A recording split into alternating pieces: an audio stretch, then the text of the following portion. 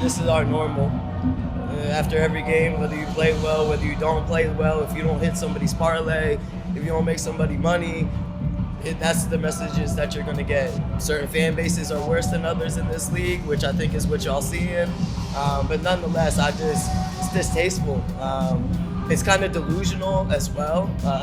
If you're broke, don't bet. That's what I always respond with. If you're a broke boy, just say that. Most of the time it's men, which is even more like y'all are soft.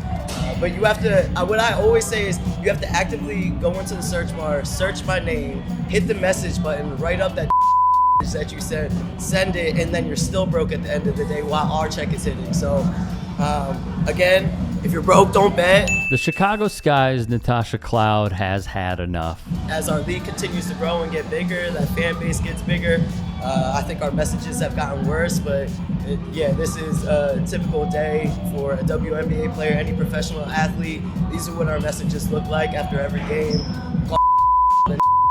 Everything under the sun. I've been told that they hope that our plane crashes on the way home. Just like delusional. Yeah, I'm happy that Chelsea put it out there. I think it's one of the main faces of our league too. It creates a dialogue that needs to be had, and it puts pressure on Kathy, who we've been begging to step up for us in these spaces.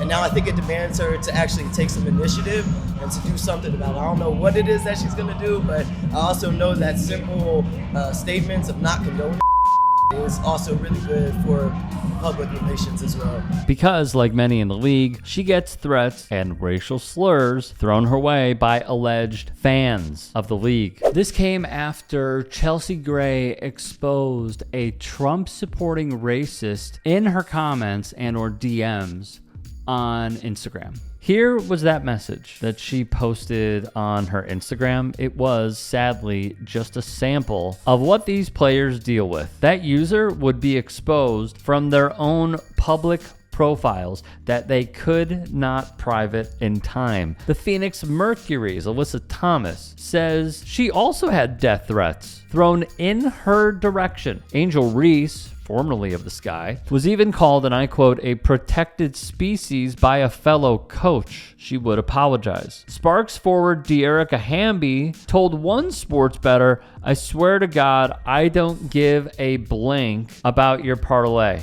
The Lynx's Courtney Williams would publish this. That's a voice message. Hey, you don't play for Chicago, so I can't even come to a game and smack the ass. But listen though, hard-earned money from my job on your ass for you to get 2 assists.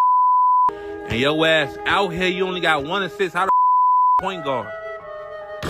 So I hate you out there. You ain't scoring. You ain't rebounding. What the fuck? Goofy ass. Take a trip to Minnesota and smack your ass. You broke ass. You don't get out my DMs, you broke. I ain't even click on your page and you look dirty as ugly ass boy. Now you getting blocked, you little broke. Lose you some more money. On the topic of social media, she had this to say. The internet is not a real place. So I think when you treat the internet like a real place, that's when you get everybody like, oh my God. But it's like, bro, you don't know these people in real life. Just press the block button, bro. Just press the block button and then move on. Like Elizabeth Williams, a teammate of Natasha Cloud's, put it like this. I think it's just exposed it a little bit more because the hate's always been there. I think people are kind of hiding behind sports betting and using it as an excuse when in reality they were probably racist before and just needed a reason to try to act like they weren't. The percentage-wise of the hate that you get, how much of it do you think is because of the sports betting? Yeah, I would say the last few years its trajectory has increased crazy because of sports betting. And yes, people are placing bets on our games, which we love because it's another way of growing the game. It's another way of growing economics around the game. But at the same time, too,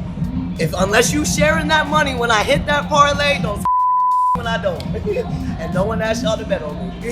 You got NBA players being followed out in public because of not hitting parlays. So I get that it's really great for our league. It's great for the business that is the NBA and the WNBA, and it helps expand it, the finances that go behind it. But at the end of the day, your job, your first priority is our protection of your players, the protection of your investment into your players, and the safety surrounding players. So for both Adam and Kathy, there still has to be dialogue around this as our leagues continue to expand and as we continue to navigate what this betting world is, because we want to be in it. It's great for our league, but also within it, we have to be protected as human beings when we take these jerseys off and we walk out in our everyday lives with our family, our kids, our dogs, etc. That is their responsibility as the head of this, and heavy is the head that wears the crown. What troubles me is the lack of protection for a lot of these players. Natasha Cloud is not a one-off. She is just outspoken. She is the same person who wore a Nolan Wells t-shirt at NBA All-Star Game weekend in Chicago. I am glad that she is calling out Kathy Engelbert. I went to a live podcast where Jamil Hill and Kerry Champion weighed in, and Jamil Hill said Kathy Engelbert should no longer be the commissioner of the WNBA. I agree. I completely agree. We have a history now and a body of work that says she doesn't care about the players. She doesn't. She would rather try and find a way to cater to the racist fans, because what that means is more potentially viewership, even if it is from the worst of society. The worst society has to offer. Kathy Engelbert is like, Big Ten. Where's the line, man? She is not fit for this role. There have been some reports that, she might be on her way out. I think that is people leaking to the media that she's on the fence and that she is seeing the reaction. But really, from many, including the diehards, time is up. Time is up. We need new leadership for this league. I know it was either right before or during All-Star Weekend. She was set to meet with the players about the racist harassment that they are getting and the bigotry that floods their comments and DMs. Some players are using a service to filter out a lot of this stuff, but you can't run from it. It needs to be tackled head on. And she has failed to meet the moment over and over and over again. And I've also seen how sports betting has really just ruined sports in so many ways, including with the players. We aired a video of Jimmy Butler in public getting heckled and getting MF'd because he didn't hit a parlay. I mean, we are falling as a society.